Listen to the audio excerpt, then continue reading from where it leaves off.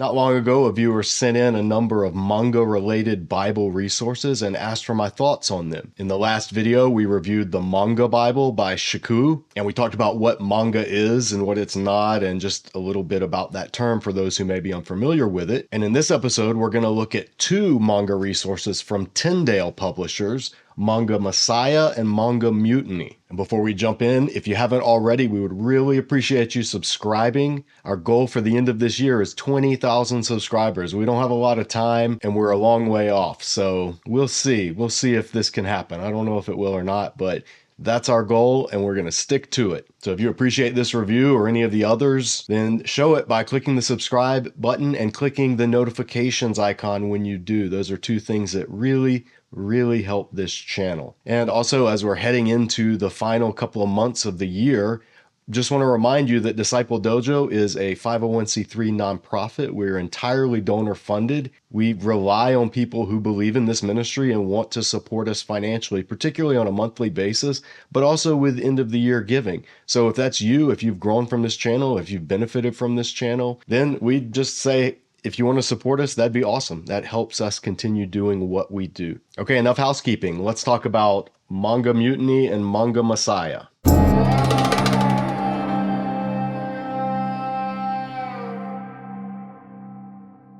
So we'll start with Manga Messiah. This came out in 2006, and it is a manga adaptation of a synopsis of the Gospels. It starts with the beginning with the birth of Yeshua, and they use the Hebrew name Yeshua. They also use the Hebrew name for his parents, Miriam and Yosef. However, they don't use the Hebrew names for a number of the other disciples, like James is called James, not Jacob or Jacob. So it's kind of cool that they made an attempt to use the actual Hebrew names for Jesus and his family.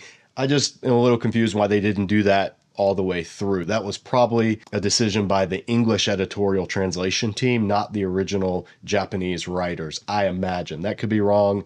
Somebody at Tyndale, if you see this and you want to correct me on it, by all means, feel free to. But the events that are covered in Manga Messiah are everything from the birth of Jesus all the way through to his resurrection and ascension, and then his commissioning of his followers. Manga Mutiny, on the other hand, covers the events from the creation up through the Exodus. Now, unlike Manga Messiah, Manga Mutiny has a single artist and writer, whereas in Manga Messiah, it was a different artist and a different writer. And you can tell the difference in the art style, even though they're similar, maybe to somebody that's unfamiliar with manga completely, they may look alike.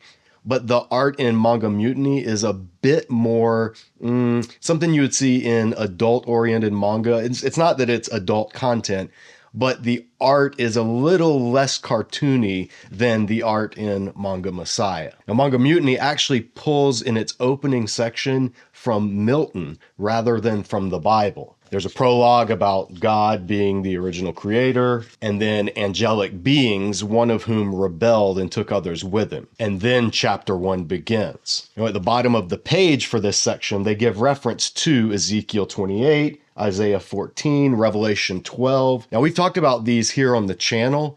If you have seen our superhero seminary video with Professor Daredevil talking about the concept of Lucifer and where that came from, that deals directly with that content and why it comes actually from Milton rather than from the Hebrew Bible. So let's look at both of these, and I'm going to point out some things that I just found interesting along the way, just to give you an idea of what you'll find in these volumes, and we'll do them in reverse order. We'll start with Manga Mutiny. So here you have the title page, and there's some of the original text from the Japanese version. My Japanese is very rusty. It was over 20 years ago when I studied, but I think this is Miyuteni.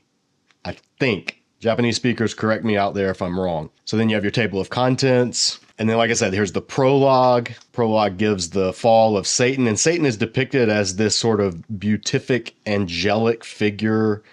He's got feathery wings and feathery hair. And he'll pop up every now and then throughout the story, just like as a brief aside. Then you have chapter 1, and we come to the creation account. You have the different creation days, culminating with all the happy animals on the land. And then you have the creation of Adam. Adam's put in the garden, and then there's a fun thing where he's naming the animals. Crow, sparrow, quail, bear, gopher. But then, of course, it's not good for Adam to be alone. And so he's put into a deep sleep and Eve is created. And then you see the Edenic image of things being good. There's an angelic figure here. And then here you see this shadowy Satan figure lurking in the garden. And so now when the serpent appears, it's that same Satan imagery. So it's not an actual snake, but it's the angelic serpent figure. And of course, he's got hands. And here he's got wings and he's sort of curled around the tree talking to Eve. And at first I thought they were going to follow Milton and have Eve alone when the serpent approaches, because that is a detail. We've talked about that here on the channel, a major thing that Milton got wrong about the temptation story. But then they remedy that by having Adam show up so that while this is happening, Adam is right there with Eve, which is what the Bible tells us. Ultimately, they're judged. And in this one, the serpent is turned into an actual snake, and then they're expelled from the garden. And then we come to Cain and Abel. For some reason, Cain is a ginger. I don't know why us redheads always have to be the bad guys, but he is, and he kills Abel. God confronts him, he cries because he's going to be a wanderer, and then he goes off with his wife and builds a city. Now, who's his wife? Well, they don't ever say. Obviously, this is an old conundrum that Bible readers have hypothesized about. But back here at the beginning, when you see Adam and Eve and Cain and Abel, they have other children. And we know Adam and Eve did have other children besides Cain and Abel. So they're sort of front loading that. Just a nice little subtle nod to where Cain's wife may have come from. Whether that is or isn't the case in Genesis, obviously interpreters are divided over. Then you have the world just devolving into violence. And right there you have the serpent, the Satan figure, kind of overseeing it all. And then ultimately you come to Noah. You have more bad gingers, this one with a mohawk. And the flood comes. And then you move into chapter 2, which begins the Tower of Babel and the spread of people throughout the earth. God confuses their language. There's a funny little graphic with them all trying to understand each other's gibberish language. And then you have the story of the Tower of Babel being told by Abram to his nephews and nieces here. And so then it begins with the story of Abram. And then there's the Abrahamic covenant is depicted here. And then you have the events of Genesis 15, where God tells Abram to look at the stars of the sky. Those will be his offspring. Abram believes God, and it's credited as righteousness. And then you go to the birth of Ishmael, where Sarai gives Abram Hagar. And this, unlike the manga Bible that we looked at in the last video, which is aimed at older middle school to high school readers, this is aimed at a slightly younger audience. So the stories aren't as violent and they aren't as lurid in their details. So you have the angels that appear to Abram and talk about what they're going to do at Sodom. And this angel is the Malach Yahweh, the angel of the Lord, who is later identified as Yahweh himself. So I don't know how I feel about this being the angel of the Lord portrayed visually. I think it would have been better to keep his face hidden, since it is the face of God, but they depicted it here. I don't love that decision, I'll be honest. So then you have the angels telling Lot and his family to flee, and then Lot's wife looking back as Sodom is destroyed and being turned into a pillar of salt, and they end up in the cave. And they present matter-of-factly, Lot's 2 daughters say, tonight we'll give wine to our father until he can't think straight, then we'll sleep with him. You want him to be the father of our children? It's the only way to preserve our family line. And so that's what the text says they do. So it's not graphically portrayed, but it's also not ignored because that is part of the story. Then you have the birth of Isaac, and then comes the account of the Akedah, the binding of Isaac. So a lot of it's conversation between Abraham and God. And they portray Isaac as relatively young, maybe adolescent in this. Jewish tradition has him much older. And then the angel stops Abraham's hand, and then God provides a ram for the sacrifice. So then we move on to the next generation of Abraham sending his servant to find a wife for Isaac, who ends up being Rebekah. And then we get a preview of Laban here, who's going to come into play in the next generation. And then we come to the story of Jacob and Esau. So Rebekah's pregnant, and there's twins and they come out, and I love how they're depicted. Esau is a hairy red man, just like his name would imply. And then you have Jacob grabbing his heel like his name would imply. So it shows him growing up and how Esau was sort of the manly man of the bunch, whereas Jacob was the more contemplative, dwelling by the tents and cooking food. And then Esau comes in and sells his birthright. So then later you have Rebekah telling Jacob how to get the birthright and deceiving their father. So he vows that he's going to kill Jacob. Rebekah tells Jacob to flee. So Jacob takes off running. He comes to Bethel. He has the dream with the angels ascending and descending on the staircase. And then eventually he ends up in Haran with Laban. And there he meets Rachel. And he wants to marry Rachel. But Laban, of course, schemes to give him Leah. Now, Leah is depicted as very pretty in this. I was expecting them to depict Leah as kind of homely or having weird eyes or something, because that's how many people read the text. But I mean, she's got it going on here. So both of Laban's daughters are just lovely in this depiction. But they get married, the wedding night, and then when he wakes up the next morning, Leah is right there. So he gets mad and, of course, has to work 7 more years to end up with Rachel, who he wants. And then we start the origin of the tribes, the 12 sons that are born to Rachel and Leah and Bilhah and Zilpah. And eventually Jacob decides it's time to leave. Laban pursues him. They're angry at first, but then as the story goes, they make a covenant and Jacob goes back, and now he confronts Esau. And as he's preparing, splitting up the family, getting ready to meet Esau and his warriors that are approaching, he goes off by himself. And then this mysterious man once again appears and wrestles with him all night. And then, of course, we realize at dawn that it is that same figure, the angel of the Lord, who is God himself. And Jacob has a limp after that. And then we come to chapter 3. And this is about Joseph. So here we have Joseph and his dream with the sheaves bowing down to his sheave. He gets a nice fancy coat. And when Joseph goes out to find his brothers, here again you have that depiction of the satanic figure just sort of hovering over, looking at what's happening. And his brothers attack him. They throw him down in the cistern. They end up selling him to the Ishmaelites. So now we move to Egypt, where Joseph has been sold into slavery. He's in Potiphar's house. He rejects Potiphar's wife. She has him thrown in prison. And then finally, Pharaoh has a dream that he can't interpret, so he sends for Joseph. So here's Pharaoh in his dream. You've got the fat cows and then these skinny, sort of grotesque cows coming up out of the Nile and devouring the healthy cows. So Joseph interprets the dream, and Pharaoh makes him his second in command. Then we move into the final section of the Joseph account, where he's reunited. There's a famine. Jacob sends his sons to Egypt to buy grain, but instead of selling out his actual brother Benjamin,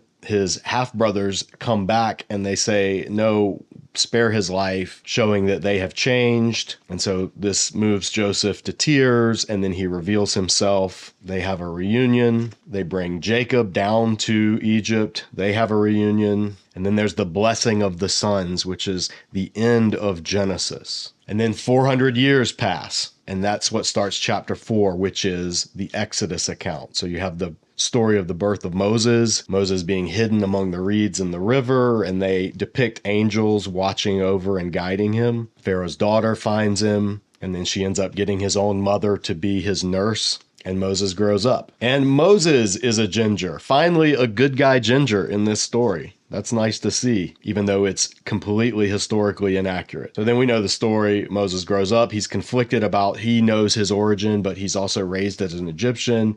He sees the Egyptian taskmaster. He stops him. The guy falls, hits his head, and dies. And so at this point, Moses has to flee. So he ends up in Midian at the household of Jethro, and that's where he meets Zipporah, who becomes his wife. So then we come to the burning bush account. God commissions Moses, sends him back. He meets up with Aaron along the way. They do skip over the enigmatic story where God meets and attempts to kill Moses' son and the whole bloody foreskin incident. If you're curious about that, we have a great video here on the channel where Dr. Carmen Imes explains some of the background of what's going on in that story, because it is a very weird, hard to interpret story. And it makes complete sense that it would not be included in this edition. So they get back to Egypt. They start performing the signs. And finally, we come to the Passover. They sacrifice the Passover lambs, put the blood on the door. And then again, you have the angelic figures coming through, symbolizing the angel of death in this case. And this is where it's kind of obviously the least culturally accurate. You have these almost fantasy looking medieval semi-androgynous angelic creatures. This is where it really looks like kind of Japanese manga as opposed to ancient Near East storytelling. But finally, Pharaoh relents. He lets Moses and the Israelites go. There's a pillar of fire that guides them. Then when they get to the Red Sea, the Egyptians are pursuing. Moses stretches his staff over the water, and we have a pretty cool illustration of the sea parting. Israel goes through. They do note that the chariot wheels come off of the chariot, or the wheels get turned, or something happens with the chariot wheels. That actually is a little detail in the text. It's not just that the water closed in over them, but the text says that God made the wheels come off the chariots, or made the wheels get bogged down, or something like that involving the wheels. So that was just a neat little kind of nod to the actual text. And then the water comes back over and Pharaoh is drowned. And that's where this ends. They don't get to Mount Sinai. They don't receive the 10 Commandments. The story ends right at about Exodus chapter 15. So then after that, there is sort of a map and some of the figures. Then there's character profiles, so the different characters in here and their relationship to one another, because Genesis is kind of a family tree. And then that's it. Now with Manga Messiah, it's very similar, but it's all about just the Gospels. So there's 3 chapters, and they just follow sort of the 3 stages of Jesus's life. So Manga Messiah, you can already see the way the characters are drawn, the facial features. They're a little more childlike. They're a little more cartoonish. They remind me, honestly, this reminds me of Hayao Miyazaki. Any Studio Ghibli films, that is more of the feel to Manga Messiah as opposed to Manga Mutiny. There's also a lot more what I would call digital art in here. The backgrounds are a little more embellished digitally than I noticed in Manga Mutiny. The color is a little richer, so it's a slightly different feel, but it's the same kind of thing overall. You got the story of the angel appearing, announcing to Miriam, who is Mary, that she's going to give birth. She doesn't know how it's going to happen. She's a virgin. The angel explains it. Then you have Joseph wrestling with what he's going to do about it.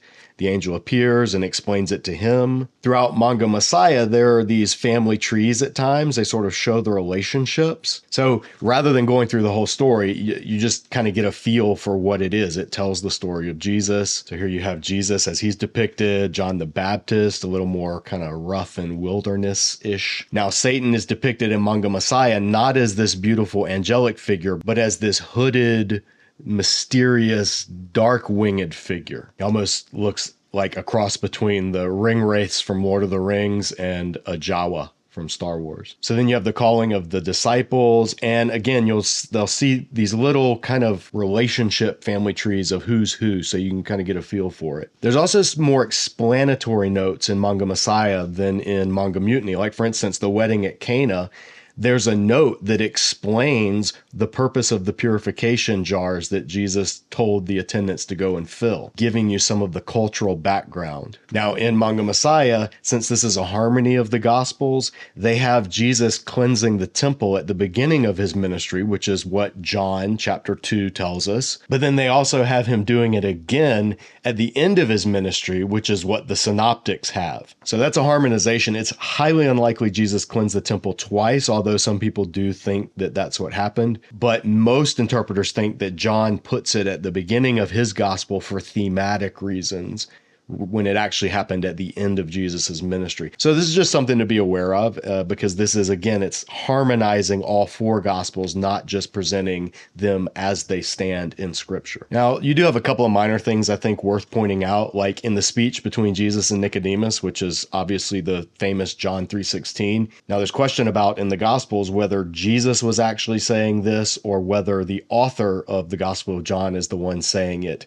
But here they have Jesus saying it. And he also has him saying it this way: God loved the world so much that he gave his one and only son. I don't love this because the Greek text of John 3:16 doesn't say God loved the world so much that he gave his one and only son. It says God loved the world in this way. God so loved the world, or this is how God loved the world, that he gave his only son. So that's a minor detail, but it is worth pointing out because pretty much every first-year Greek student learns that John 3:16 is not God loved the world so much that, but rather God loved the world in this way. So just for the Greek nerds out there, I wanted to make sure I touch on that. There's also an interesting thing to note is they have John the Baptist baptizing people in two locations because there are two traditional places if you go to Israel today where they think John was baptizing. So they actually have the character say, I thought we'd find John the Baptizer when we came back here to the Jordan River. And then another says, it's the dry season now. The river level is low. Maybe he's baptizing people at Enon near Salim. Yeah, there's plenty of water in the north. So it's kind of a nod to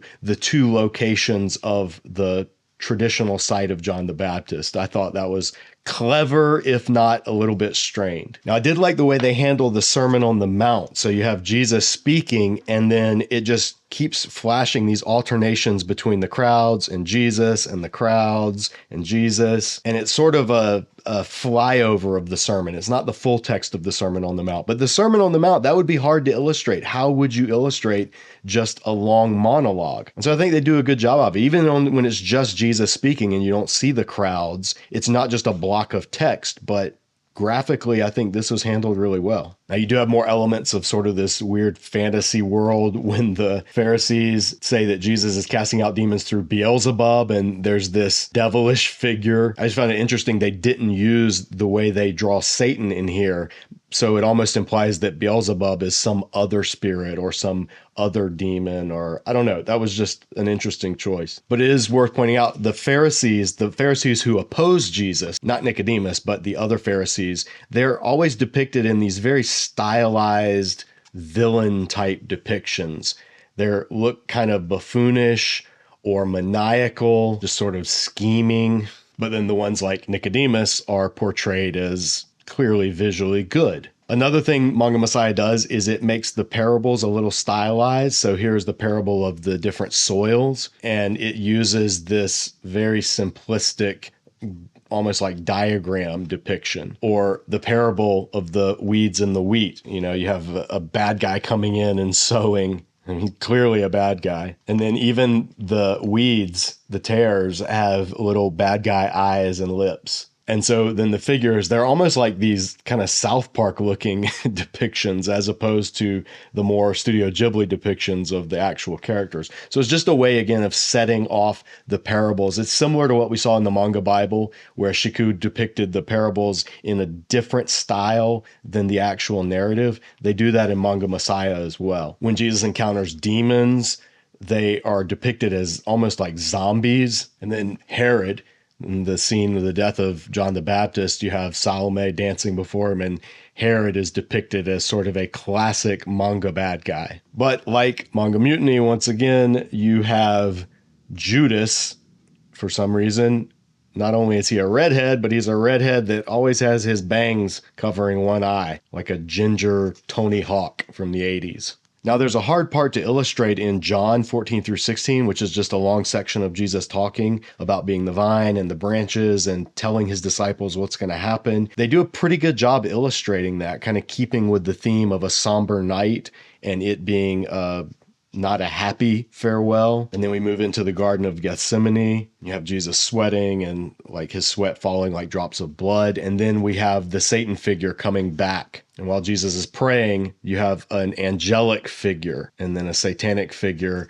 And then I think this came out a few years after the Passion of the Christ, but you have this moment in the garden where Jesus stomps the head of the serpent. And that was, of course, famously depicted by Mel Gibson in the opening scene of The Passion. I'm not 100% certain that that's where this came from, but I would not be surprised if it were. So there were some nice little details to see, like, for instance, the nail, they have it going into Jesus's wrist rather than his palms, which is more historically accurate, as well as the depiction in Latin, Hebrew, and Greek of what was hung over Jesus on the cross. There was also something that I really appreciated when the brigand who's being crucified with Jesus says, "Remember me when you come into your kingdom."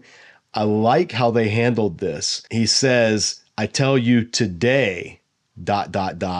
you'll join me in paradise." And this is nice because there's ambiguity in the Greek text of this. And some people have said, Jesus didn't go to paradise that day. So how could the criminal crucified with him be with him in paradise that day? And others have said, no, the text just says, I tell you today, comma, you will be with me in paradise. And so there's some differences about the grammar of that passage in Greek, but I like that they sort of made it ambiguous here because I think that's how the Greek text reads as well. So then the moment of Jesus' death is depicted, and it talks about the temple curtain tearing from top to bottom, and then he breathes his last after committing his spirit into the Father's hands. And then the resurrection account, they're combining all of the different accounts of the resurrection. So they note down here, you can read Matthew 27, Mark 16, Luke 24, John 20, and they're doing a pretty good job of combining them all together. It's hard to harmonize all of the details in the Gospels because they weren't written to be harmonized. They were written individually. But overall, I think it's handled pretty well. And they have Jesus appearing to the disciples in the upper room, appearing to Thomas. Then at the Sea of Galilee, Jesus is on the shore and he tells them, throw your nets, and they catch all the fish and they cook them on the beach. And then Jesus reinstates Peter at the end. After doing that, he gives his great commission, tells his followers that they'll be his witnesses in Jerusalem and to every nation to the end of time. And it even depicts modern nations. And then they end with John's famous saying that all the books in the world couldn't be enough to contain everything that Jesus did, but that these were written so that we would believe that Yeshua is Messiah, the Son of God. And that's it. Then at the back of Manga Messiah, you have sort of a map of where everything takes place in the Gospels. You have some descriptions of the different locations, Nazareth, Bethlehem, Cana, Galilee, Jordan, Capernaum. And then you have the different character profiles. Then there's a page with all of the disciples. And then that's the end. So how do Manga Mutiny and Manga Messiah compare to the Manga Bible by Shaku? Well, as we talked about in the review of the Manga Bible, this is for older readers. The art is much more stylized. I thought the art was the strong point of this one, and the cultural historical accuracy not quite as much. These, I think it would be just the opposite. I think the artwork in these was not bad. I mean, it was a little generic. It certainly wasn't nearly as stylized and individual as the Manga Bible. But for what it was good. It reminded me of like illustrations in Sunday school curriculum. These would be suitable for younger readers. I would comfortably put either of these in the hands of any kid old enough to read. Manga Bible tells the whole story from Genesis to Revelation. These two focus on specific moments in Scripture, the life of Jesus and Genesis and the first half of Exodus. Now, other than the way that some of the characters are depicted, like random characters having red or blonde or even blue hair, Hebrew men being clean shaven, angels wearing medieval looking armor, I mean, stuff like that, it kind of is a little grating as a Bible teacher. But in general, overall, if you put those things aside, these are both fairly historically, culturally accurate, certainly as much as any other illustrated children's Bible I've ever seen.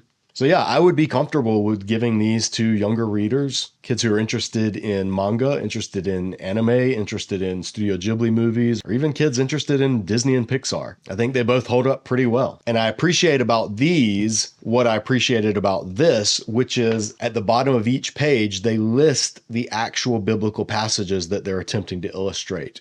So you can go back and check and read and see how does it compare. So those are my thoughts. I actually enjoyed these. What about you? Have you read either of these volumes? If so, what do you think? Did you find them accurate? Did you find them helpful? Did you find them confusing? Share it in the comments below. I'd love to hear from you. Stay tuned for future videos where we're going to be looking at Good and Evil and the Epic Bible. Those are two others that were sent to me. So I'll be sharing my thoughts on those as well once I've had a chance to actually sit down and go through them. That's all for now. Thanks for watching. Stay tuned for more Bible reviews here at Disciple Dojo. And as always, keep training.